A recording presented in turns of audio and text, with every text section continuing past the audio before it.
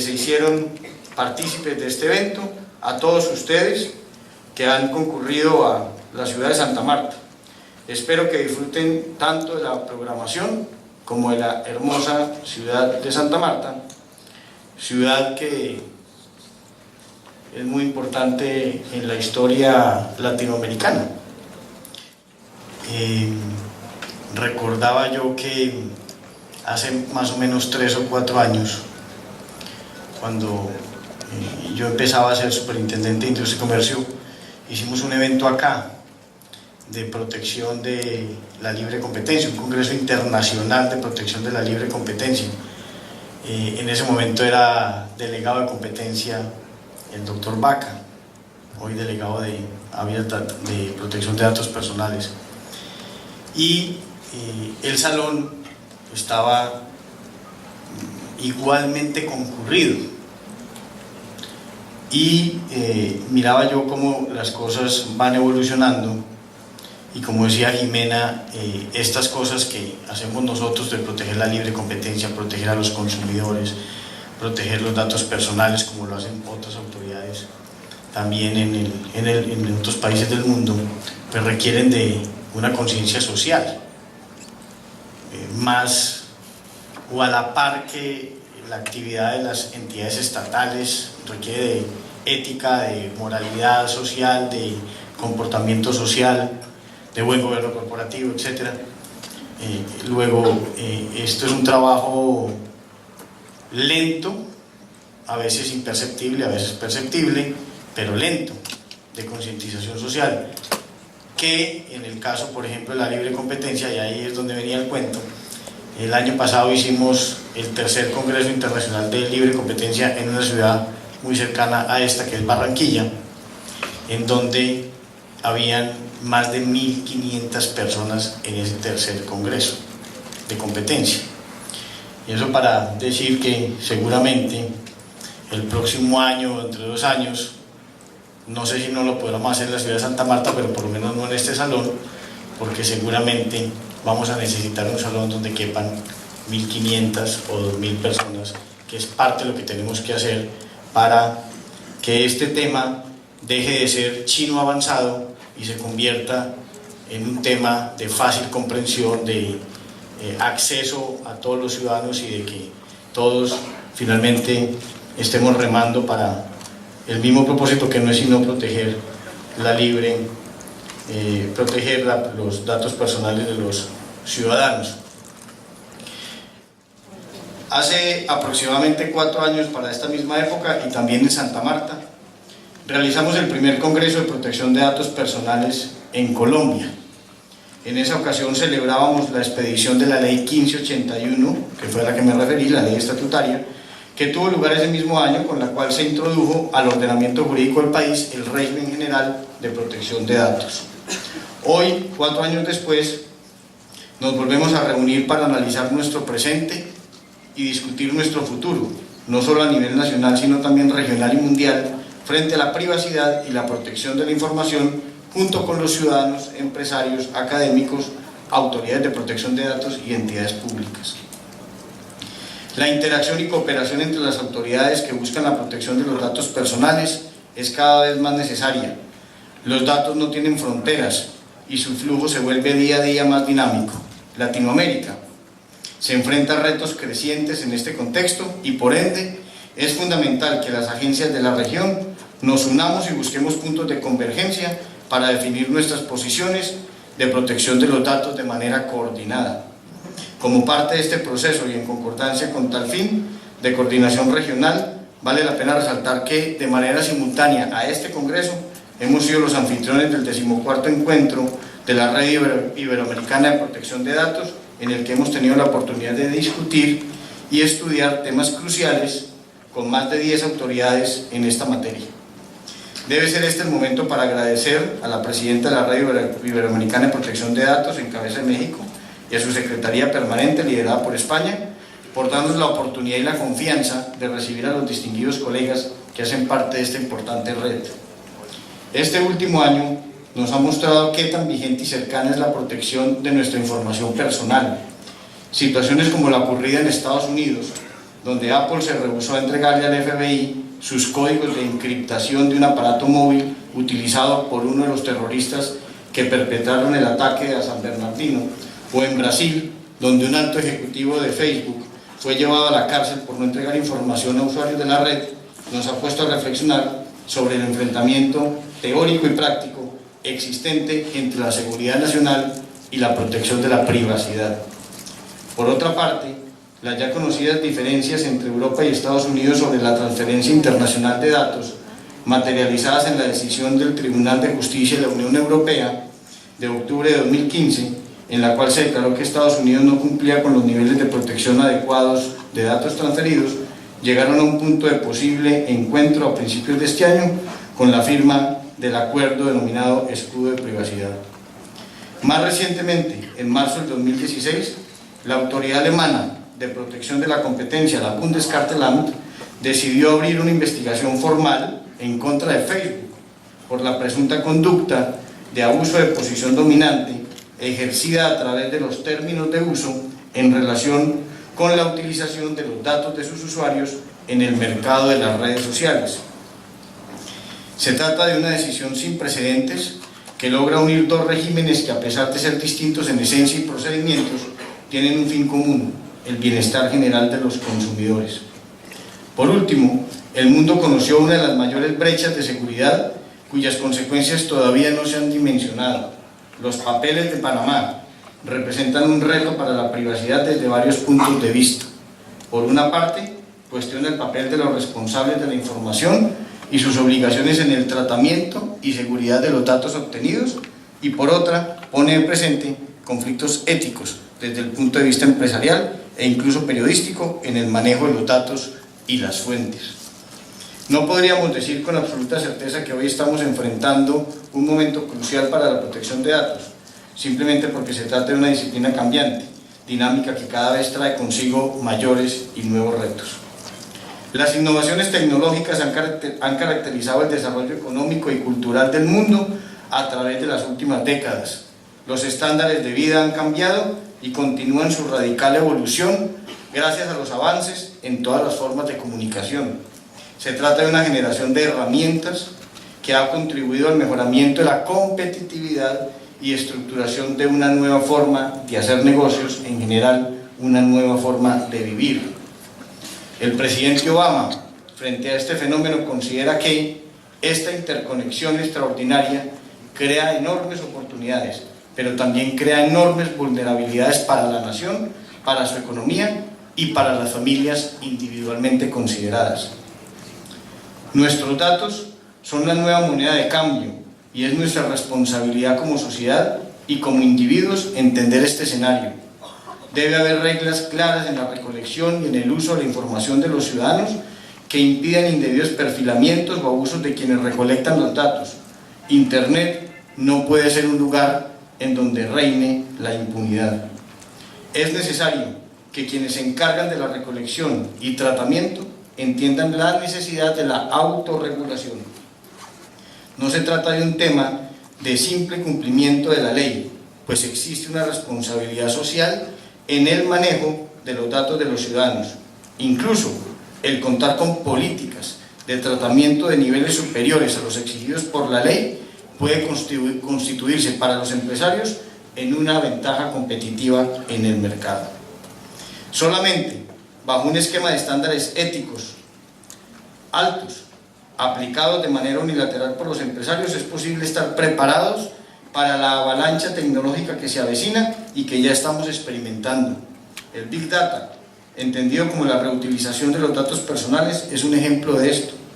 Probablemente este tipo de tratamiento pueda en gran medida aportar beneficios a la sociedad, como puede ocurrir en el sector de la experimentación médica. Sin embargo, también conlleva grandes riesgos que deben ser ampliamente discutidos. El legítimo interés para obviar la autorización exigida por la ley hace parte de esta discusión, campo en el que todavía no existen respuestas únicas. Una situación similar ocurre con el Internet de las Cosas, que se trata, palabras más, palabras menos, de la asociación de máquinas y objetos con redes digitales. Sensores y otros dispositivos conectados demuestran que el mundo físico ahora se puede digitalizar, monitorear, medir y optimizar. Como sucedió con las computadoras antes, las posibilidades parecen infinitas. En este cuarto congreso, que al igual que en años anteriores, hacemos con la colaboración de ustedes y particularmente de Martin Abrams, consideramos de gran utilidad discutir todos estos temas desde una doble perspectiva. Por una parte, las autoridades de protección de datos podrán exponer su visión y expectativas, y por la otra, hemos invitado a diversos actores del sector privado para que también presenten su punto de vista frente a las diferentes temáticas planteadas. Asimismo, quisimos incluir en nuestra agenda temas de mucha importancia para nuestro país y que tienen que ver directamente con la hoja de ruta que tiene la Superintendencia de Industria y Comercio en materia de protección de los datos personales. La protección de los datos de los menores, como lo decía Germán, de los datos de menores y adolescentes, debe ser una preocupación de todos nosotros, los padres de familia, las instituciones educativas, el sector privado y, por supuesto, las entidades de inspección, vigilancia y control, tienen el deber de conocer los riesgos que nuestros menores corren por el mal manejo de la tecnología y aplicar las medidas preventivas y correctivas necesarias para evitarlos o disuadirlos. Es necesaria una mayor actividad investigativa y sancionatoria por parte de nuestra entidad en materia de casos relacionados con la Ley 1581. La mejor forma de promover el cumplimiento de una norma es contar con casos representativos que muestren a los diferentes agentes infractores y al mercado en general los riesgos que se corren con el desconocimiento de las obligaciones legales. Dentro de este esquema de supervisión, el Registro Nacional de Bases de Datos es una herramienta efectiva que ha permitido a los empresarios el conocimiento del régimen y la adecuación de sus políticas de privacidad en el manejo de la información personal de los colombianos. Por esta razón, durante todo este día se realizarán capacitaciones paralelas sobre el registro con el fin de que puedan resolverse dudas en cuanto a su utilidad y aplicación.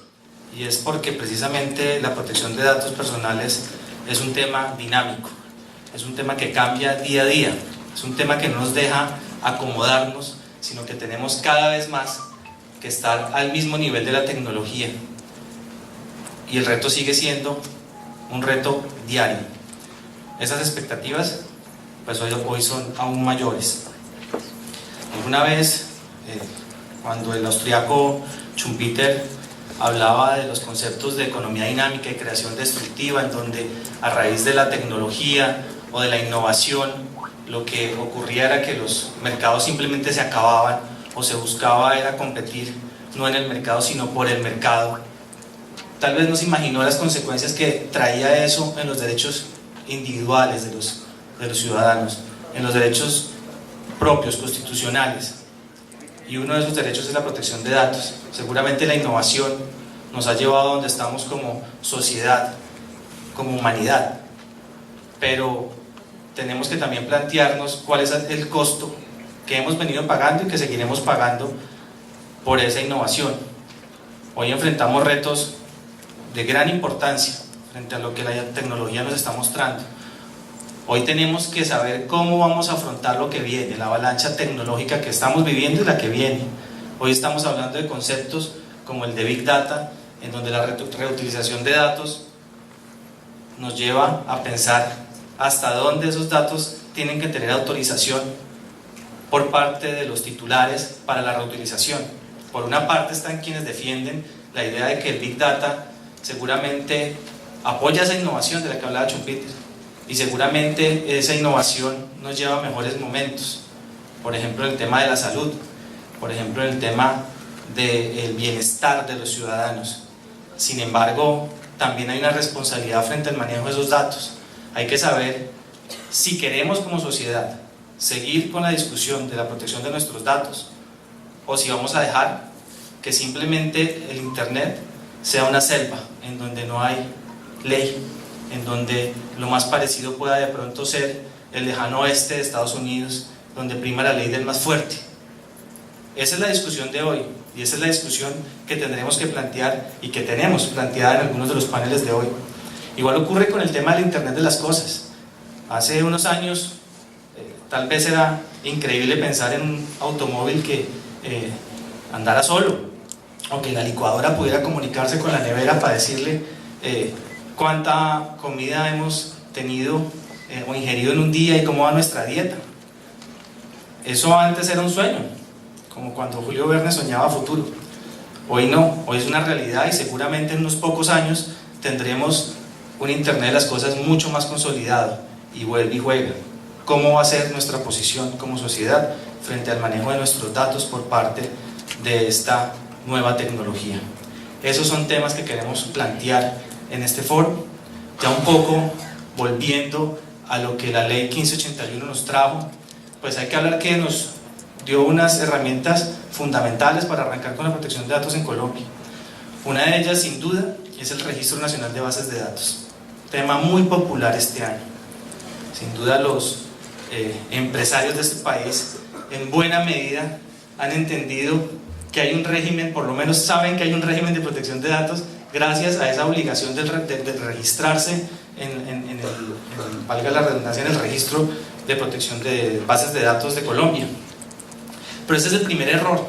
El primer error es interpretar el Registro Nacional de Bases de Datos como una inscripción, en donde uno lo que hace es meter tal vez el nombre de la empresa, un par de datos más y ya tengo inscritas mis bases de datos. Ese es el peor error, porque es que el Registro Nacional de Bases de Datos, luego de 4 años de la ley 1581, lo que es la previa final o el examen último del cumplimiento de la ley. Cuando ustedes tengan que enfrentar el registro, quienes no lo hayan hecho, lo van a tener que hacer si son responsables de datos personales. Van a darse cuenta que lo que les va a pedir el registro es la demostración del cumplimiento de la ley, de una ley que está hace 4 años, de una ley que debimos haber cumplido, debemos estar cumpliendo desde hace 4 años. Entonces, el registro como herramienta, a pesar de que ha servido bastante para poner sobre la mesa en los temas de los empresarios la protección de datos personales, es también un reto para el cumplimiento de la ley, no para una inscripción, para el cumplimiento de la ley. ¿Cómo podemos lograr un equilibrio entre el derecho a la libertad de expresión que tiene cualquier usuario hoy de las redes sociales con los demás derechos que tienen las personas y que muchas veces resultan vulnerados cuando esta persona hace uso de su libertad de expresión?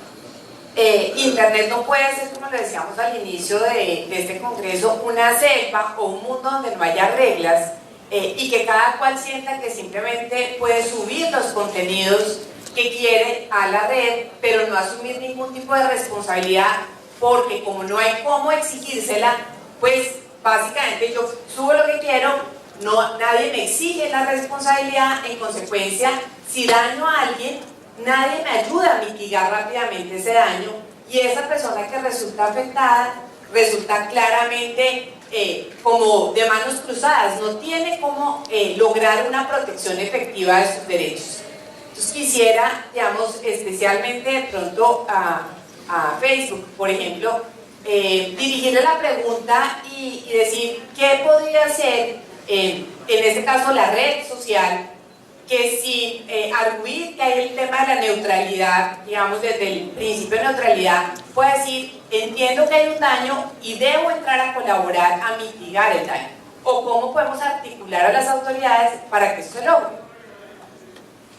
And that's a great question to close our conference on. Let's let Steve start out, and then anyone else on our panel that wants to weigh in. Yeah?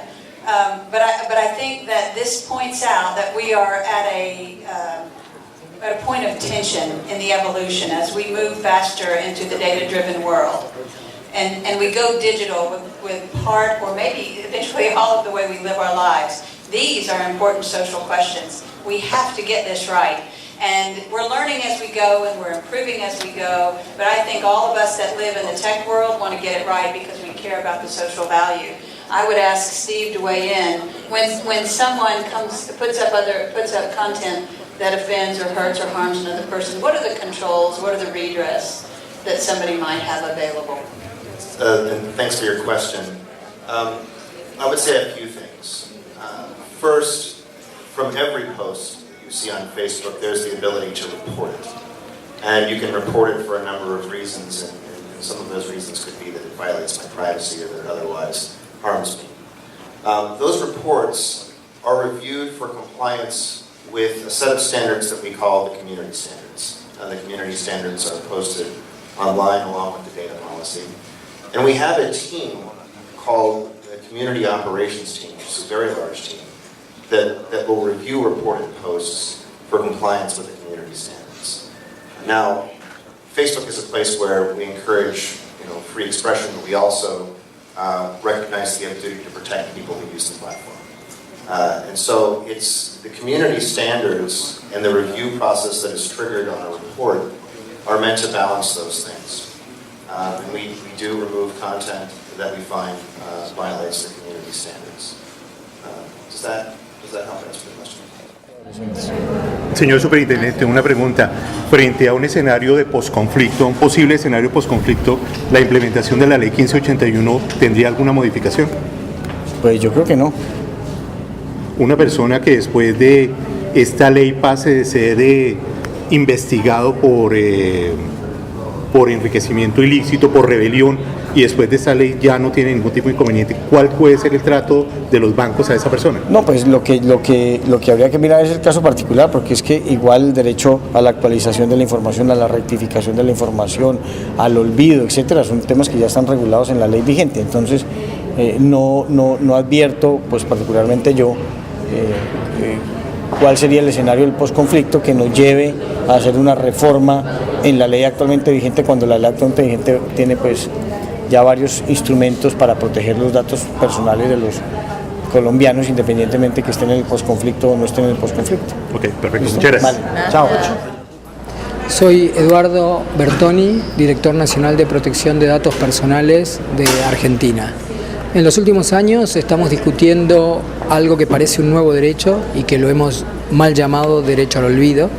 Digo mal llamado porque en realidad pensar que información que se encuentra en la red se olvida definitivamente es ilusorio.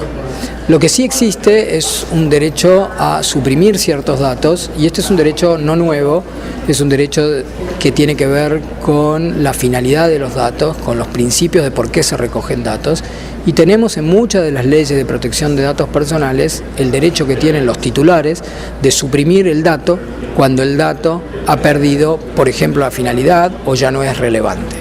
Ahora bien, esa supresión procede en tanto y en cuanto quien es el que tiene los datos, muchas veces el responsable del tratamiento, el titular de la base de datos, tiene conocimiento de este problema con los datos. Y ese conocimiento lo tiene que hacer llegar una autoridad independiente.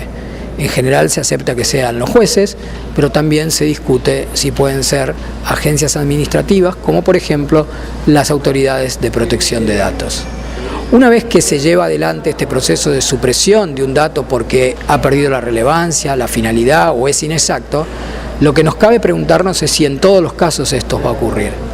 Y no ocurre en todos los casos, porque puede suceder que aún un dato inexacto, aún un dato que parece para algunos irrelevante, no deba ser suprimido, porque de hacerlo podría estar dañando derechos de terceros o intereses legítimos de terceros.